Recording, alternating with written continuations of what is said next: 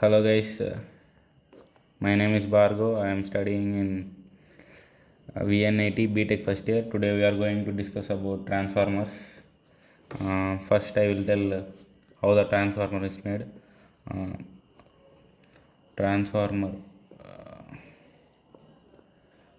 transformer is made of stampings, very thin stampings, which have insulating sheet between them, which has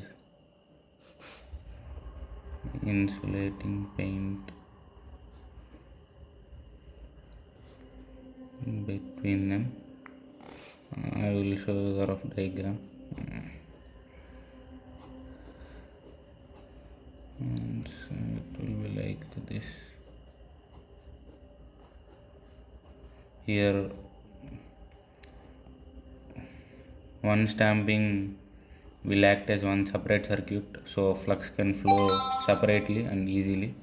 Now we are going to discuss the working principle of the transformer. Working principle. The transformer consists of two different circuits. Transformer consists of two different. One is primary and another is secondary. This is primary one and this is secondary one. And one important point is that the transformer works only for AC current. It doesn't work for DC current. The reason is when we pass AC current through these windings, due to that sinusoidal current, changing current, the flux is produced, which is also changing. So in that case only the EMF is induced. But in case of DC current, the magnetic field is produced, but it is constant. So EMF is not induced. So in case of AC current only, the EMF is induced, so we get the output. So we use only AC current. Now I will tell you the working principle of this transformer. First we pass AC current through this primary circuit.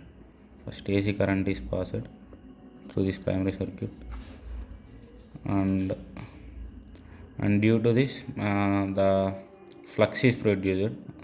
AC current passed through primary windings, and flux is produced in primary windings. Flux is produced in primary windings, and which is a changing flux.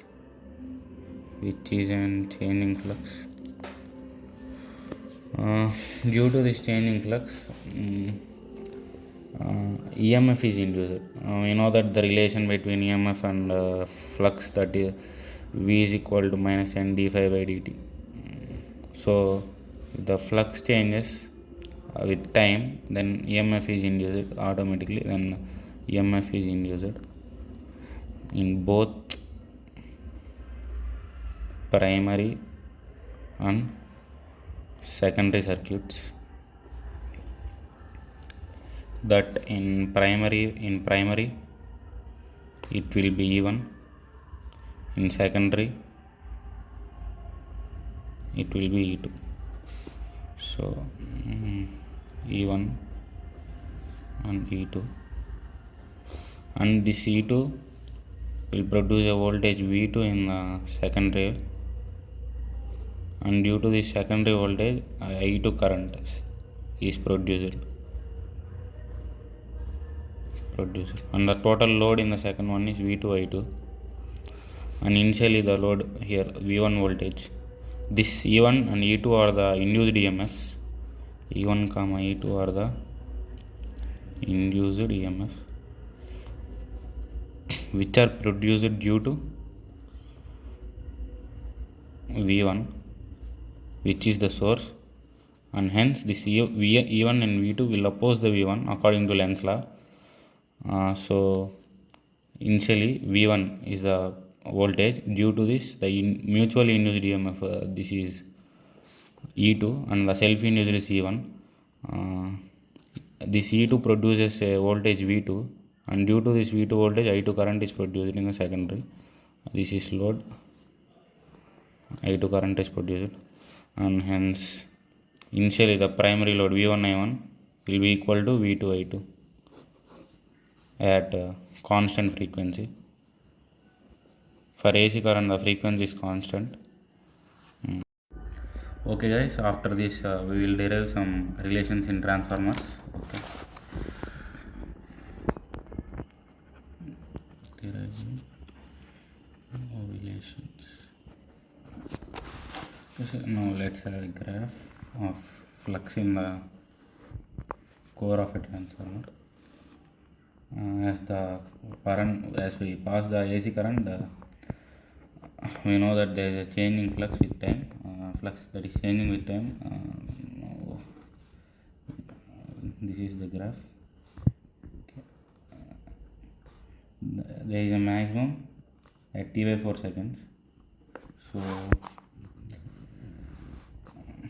let N1 be the number of primary windings and N2 be the number of secondary windings, and phi-m is the maximum flux in the core,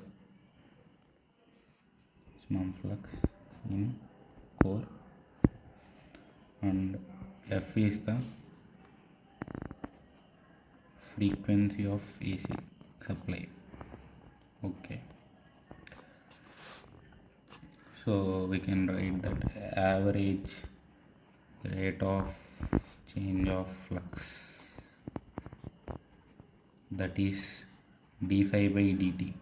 Here we can see that at t equal to 0 the flux is 0, and at t equal to t by 4 the flux is maximum, that is phi m.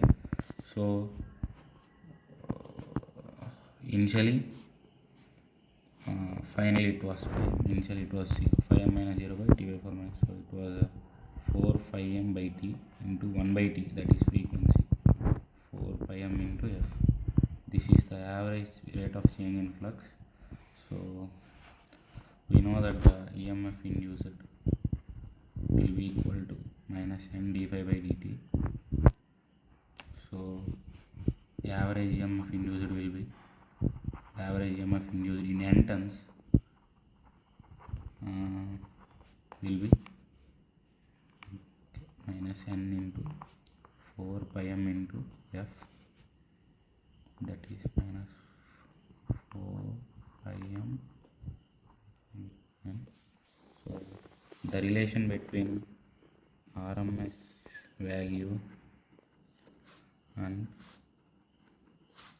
average value is RMS equal to 1.11 into average.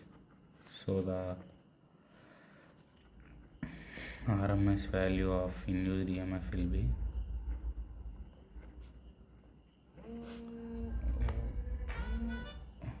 1.11 into minus 4 phi m into f into n, that is minus 4.44 phi m into f into n. So then E1 will be, 1 second, I will silent my phone. Okay. Then E1 will be minus 4.44 phi m into f into n1. E2 will be minus 4.44 phi m into f into n2. Then E1 by E2 will be equal to n1 by n2, or this we can replace E1 by E2 by V1 by V2 equal to n1 by n2. Before I derived the relation V1 I1 equal to V2 I2, from this we can tell V1 by V2 equal to I2 by I1. So we will get the relation V1 by V2 equal to I2 by I1 equal to n1 by n2. This is the important relation, should be remembered. So now I will discuss about two types of transformers. One is that step up transformer, and the step down transformer. In step up transformer, the number of secondary windings will be greater than number of primary windings, so the secondary voltage will be greater than primary voltage, and hence secondary current is less than primary current. In step down transformer, secondary windings are less than primary windings, so secondary voltage is less than primary voltage and secondary current is greater than primary current.